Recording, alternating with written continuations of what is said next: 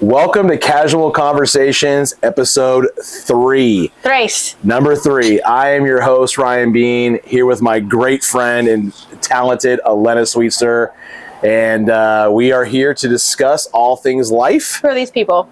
These are our spouses that we told you guys in the previous episodes would be included. Yeah. This is my beautiful wife, Allison.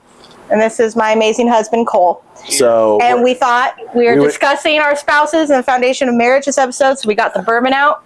We're going to need some. Yeah. We're going to need some. We're going to need I some. hear all the good stuff. You're going to have to tune in. Yeah, exactly. You're a guest. This is good. Allison's been very excited about this episode because she thinks there's going to be a lot of compliments about her, but I'm going to keep her humble. Yeah. We're going to keep her humble. I'll say all the nice things about her then. Okay. All right, you guys can go now. And I'll say the nice things about Cole. So, see you guys later. But so you guys knew the faces of the names. All right, don't slam the door. We're trying to record here. Okay. So when I saw, All right, let's get back into it. Back into it.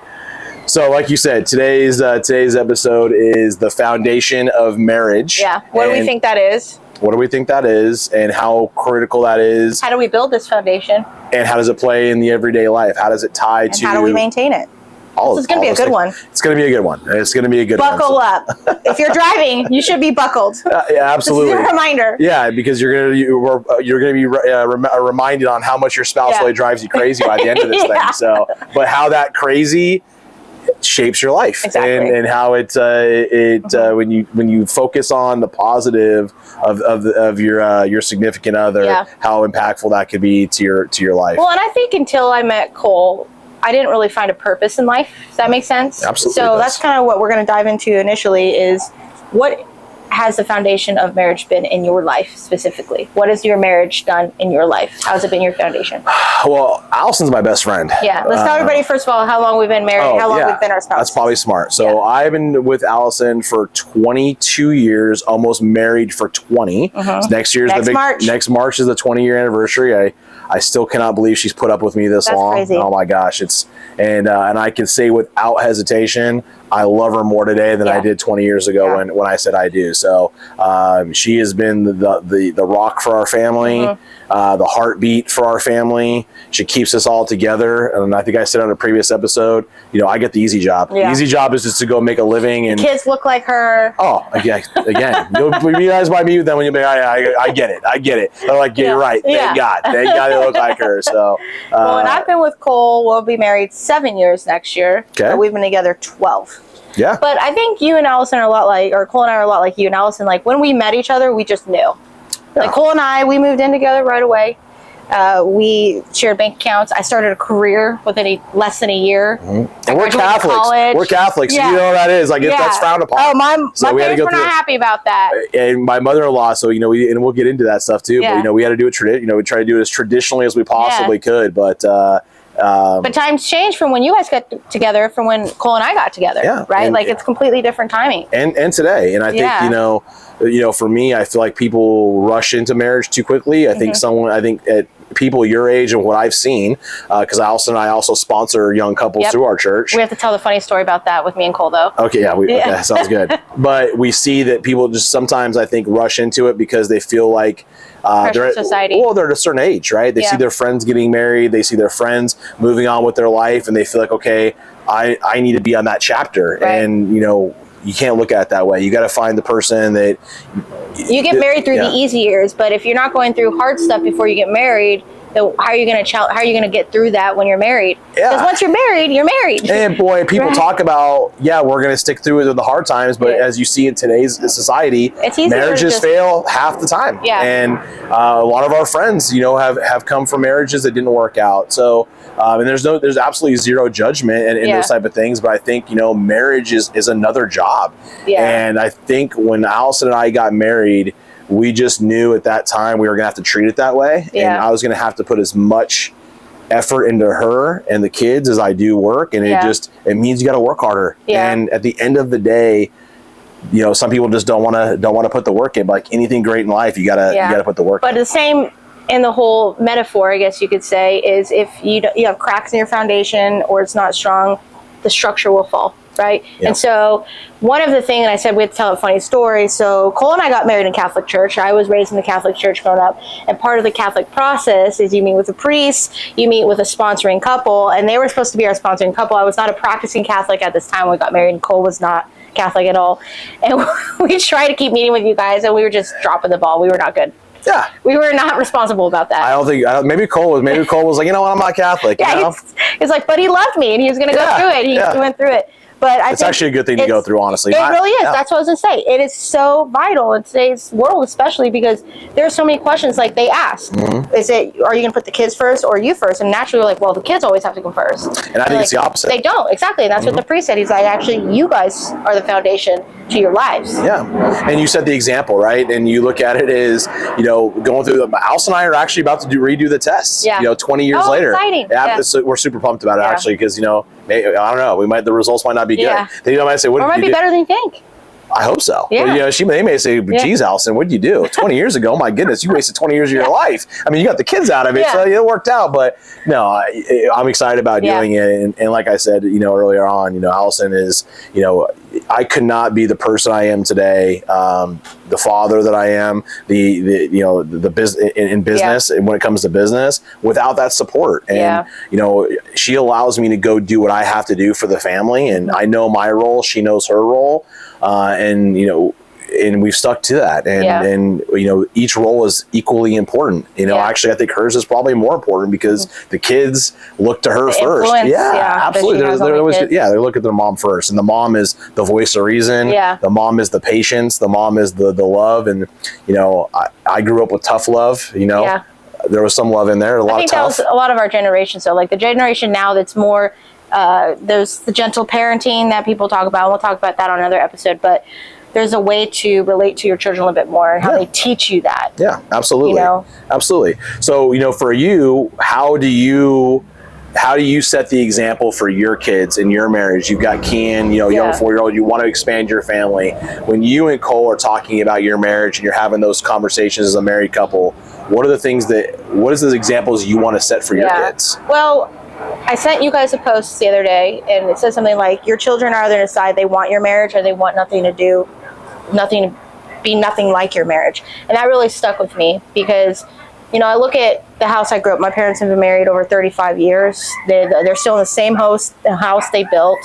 I just hear those dogs in the background. You guys hear those dogs in the background. Going crazy. Yeah. But guys, we told you. Super excited about our podcast. And we also told you this would be as genuine and off the cuff as possible, which would, we were not going to be in a setting. Our first guest speakers over there. Yeah, exactly. But anyways, I think I look at my parents, and I'm fortunate that they've gone through a lot of hard things together. They started with a small house. They invested early in it themselves and their children, and we're all doing pretty good right now. And so I wanted to take a lot of bits of my parents' marriage and then add on new things to my marriage. And I look at my son, Kian, and I'm like, I want him to feel the love and the happiness and everything that I feel now, eventually, right? So I want to influence that to him. Right. No, and it's a great example. And, I've got, ours is similar, and Allison and I, and again, we make mistakes all the time. We've argued in front of the kids and things like that we've talked about later on in the day and regretted it and those type of things. But the one thing that we've always talked to our kids is they were going to see me and their mom as a united front. Yeah. And we have each other's backs 100%. Even if I may disagree with her or she disagrees with me, we talk about that offline. We talk about that separately. But in the moment when our kids are there, we have each other's back. And, for me, I look at it as I want my son to see how he should treat his wife. I want my son to know what it's like to provide for a family. Well, and your kids are in an age of dating. So it's weird. Dylan's got a girlfriend now. Yeah, so you're teaching Dylan how to treat his girlfriend, right? And you're teaching Addie what to look for in a boyfriend, because mine's only 4, so hopefully he doesn't have a girlfriend. Well, he might. He doesn't want to tell mom yet. He doesn't want to tell mom. And my daughter, she knows better that she tries to keep that stuff away from me as much as possible. Her mom may have some of that inside information, not me, but he's dating, right? And he's buying, he's bought girls flowers. He's buying their meals because those type of things. I'm traditional when it comes to that, and I just feel like that's my role. That's my duty. Absolutely, you set the tone, and not to say that you don't look at things haven't changed, because they have, and we have to adapt. But I want that to, I want Dylan to see how I treat his mother. I want him to see the love I give his mom, the respect I give his mom, how I don't let anybody disrespect their mom. You guys are a team. Absolutely. And then my daughter, I want her to see how a husband should treat her. Yeah. And it's something that we talk about on a regular basis, and we fail, we mess up every day. And that's what I was going to bring back up is you said something that I think most people don't realize. You're going to mess up. Like those times that I've yelled at Kian at Cole in front of our son. And I felt horrible after it. But then after I go to Kian and I explain, I said, Mommy lost her temper there. And I shouldn't have lost my temper in front of you, but I love Daddy very much. And I think it's okay for our children to see that we're not perfect. It's our first life too. Then Cole, he sees me and Cole come back together, right? Yeah. And I think it's okay to realize, like, no matter what hard comes into our marriage or whatever, that we're going to find our way back. You're a unit. Because there's a lot of times you do want to hide things from your children. There's certain things you want to hide from them, but to let them see your genuine relationship, I think it's okay that you will find your way back.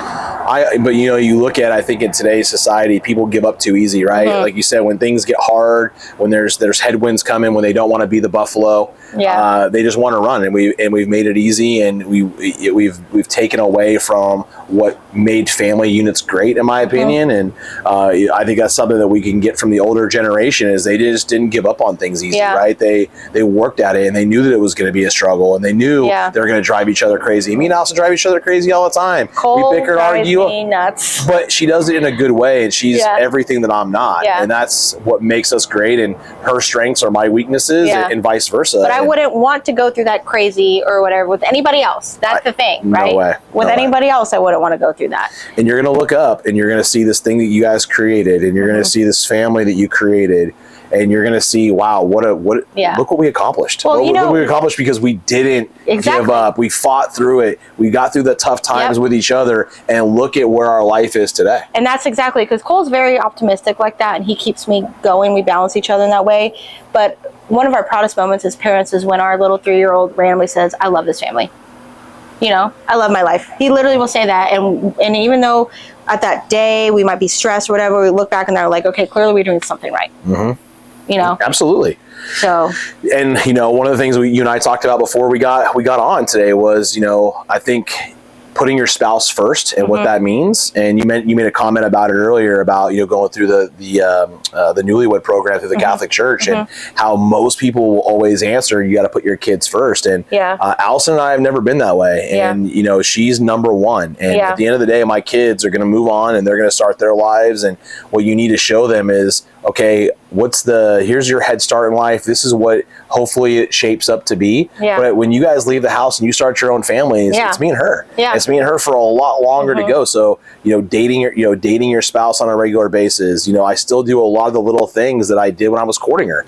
And, I made that promise to her. I wasn't going to stop dating her. I wasn't going to stop leaving her little notes, or, when she wakes up in the morning and there's a Starbucks gift card sitting on her steering wheel, or, just little things to let her know I'm always thinking about her. We text each other throughout the day. Love you. How are you doing? How's your day going? And those type of things, to where you got to work at it. And it goes back to what I said earlier. It's a job, but it's a job I take seriously, and it's a job that is the most fulfilling. Well, and you said the key word is you got to work at it, because it's really easy, and I've fallen into it, because have we always put our spouses first? No, it wasn't until a few years ago that I was like, when Kian was born, that I opened my eyes up that I was going down a path of business. And Cole was so supportive of me, but he was being left behind. I remember there was a time he said, I feel like it's business and then me, right? Because I was so focused on building this mega real estate business, and I was worried about the success that I was portraying to other people instead of the success of my own marriage. And when Kian happened, my life changed. And that's why I was like, my son and my husband are first. I don't work on Sundays. I was just talking to Allison about that this morning. That's my day for my family.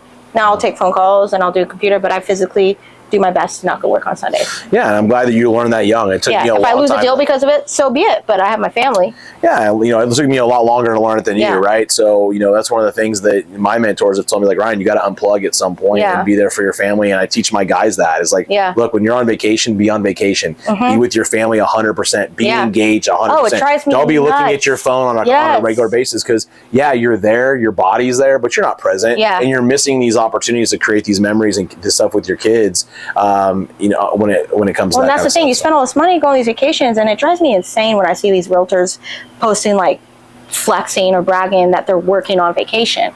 I'm here for my clients, the things I do for my clients. Like, you don't set boundaries for your family first. Right. It's your clients first and then your family, and that's not how it's supposed to be. So that's why I've come to realize, like, if I'm not number one selling 500 houses a year, but my marriage is solid, that's all that matters to me. Right? The foundation has to get back to where it used to be, which was the families. It had to be the family unit, and then you build upon that. And you want to create the best best environment for your family. You want to create the biggest head start for your kids. All those things are what probably everyone listening in and the people that are listening to this are all facing. Yeah. But the problem is, like you said, from your perspective, and you heard Cole, Cole made a comment to you a couple of years ago. And with men, that's what's different from men. Yeah. Men need to feel love too, and they need to feel respect. They do, because we want you guys to be so tough all the time. Well, and exactly. And at the end of the day, it's a different world, right? In the way we grew up, it was very more traditional. The mother stayed, and my situation is very traditional still, but in most cases it's not. There's a business professional. The wife and mother still works, and she's now become, now I'm so focused on my career, but what happens to the family unit? What happens to the kids? Well, the kids see that, and you might be able to provide them vacations and name brand everything and buy them a car when they're 16. And all those things might come with it, but guess what? There's going to be a point where you're going to want that connection with your kids, and they're going to realize, I thought business came first. I thought work came first. And there was this one, I can't remember the guy it was, but he says, how I'm successful in life is my adult children want to hang out with me. What greater legacy, right? And adapting, and getting those one, and that's why we do things like I do one-on-one things with my kids all the time, because I want that connection with them. But it starts with the foundation of marriage, and even if the marriages don't work out, which you hope they do, but in today's society, you have a 50-50 shot. That's just a reality.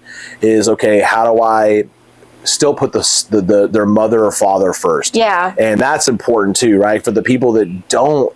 The marriage isn't a success. It doesn't work out. The divorces get nasty. They do, but I've also seen the opposite side. I've seen where it's been a very healthy separation, and then the parent still does nothing but uplift that parent, uplift the mother, uplift the father, and they can have their own opinions about them separately, but the kids never see that. So I agree. And I think that it's something that our kids need to see, and I think we need to get back to it, because I think overall we've deviated off that route because we've been society teaches us we need more, we need the bigger house, we need more income, we need this, and that's just not reality. It's more monetary. You'll get over it. You'll get over it. What is that word to let it get out? You'll get over it at some point. We all need that, right? You want to have a comfortable life. I do as well. Of course. And then, in money and things like that. But correct me if I'm wrong. You and Allison and me, Cole, we're not really crazy about name brand stuff. We don't really care about this stuff. We care about experiences more. Trips, vacations. I love to travel. Or wine dinners, things like that. Connecting with people. Yeah. So, and we'll do another episode on this, but why we strive to live the lives we live and the money we make, it's for the freedom. Right, not for the flashy stuff in life. Yeah, it's for the freedom. It's for the freedom, absolutely. Yeah. So, what advice would you give newlyweds or young parents that are going through this? Because I think we're gonna have to do another episode about navigating marriage through raising children, because that is alone, Cole and I realized, just when you finish up a chapter, oh my god, next one. I was a sleep regression hits. Or now they're talking. Now you're potty training, and so now they're teenagers. Now you got teenagers that give you nothing but attitude. I think we need to do a full-on thing about that. Yeah, I love it. I think the main, so we'll go into that after, but what would you say, what advice would you give newlyweds or new parents navigating and struggling to find that foundation? I would say love hard, go all in, have kids when you don't think you're ready for it. Have a bunch of kids. You're going to figure it out, and stop trying to map out your life based on what you think society's telling you it has to be. I have to be married at a certain age. I can only afford 1 or 2 kids because life's too expensive. How am I going to put them through college? How am I going to, put the right clothes on them? How am I going to afford it? And I hear, again, because me and Allison sponsor through the church, that's a topic that comes up from so many people. And obviously we've done a poor job along the way of coaching this young, this next generation to come up, where they feel like they have to have a certain way, a certain income level, or they have to. Your kids want your love. Your kids want your time, but go all in on your spouse. Love them unconditionally. Have their back 100%. create experiences with your spouse, make memories with your spouse. And me and Allison, oh my goodness gracious, we were talking about this not that long ago. Some of my greatest memories with my wife was when we had nothing. Yeah. You know, we were making grilled cheese sandwiches, or you're going to the park and you're sitting there with a cup of coffee, or you're just, you know, we go on walks on a regular basis. We go on walks on a regular basis. Cole and I still laugh about that time we bought a couch for $25 and just us two little humans trying to get it up and down two flights of stairs. Go all in. I know, but I think the one thing I want to wrap it up with is, and that I learned this through couples therapy, because when we went through our miscarriages and the same time Cole found out I had rheumatoid arthritis, that was really hard and we didn't know how to navigate. We went to somebody to help us navigate, and something I learned from there is you need to accept and accept who you married, and then you got to find common ground and go through that, right? And you have to make the effort to meet them in the middle. And Cole and I are still working on that today, right? You're always going to adapt. You're always going to work on it. You need to know who you married. And although I adapt more. Who you married. I adapt more. Yeah. Well, I'm just stubborn. So Cole's a good adapter. He's a lucky man. That's what my wife says all the time. I get it. Yeah. She has literally a little adapting you have to do, apparently. So. Well, that is a wrap for today. We hope to bring a bit of value in every episode that we have. Can't do it without your support. Thank you guys so much for being here. And again, like we always say, if we connected with you, if we made you laugh, if we made you think about things a little bit differently, share our podcast with your friends and family. Follow us on social media, and we'll catch you on the next episode. See you in the next one. See ya.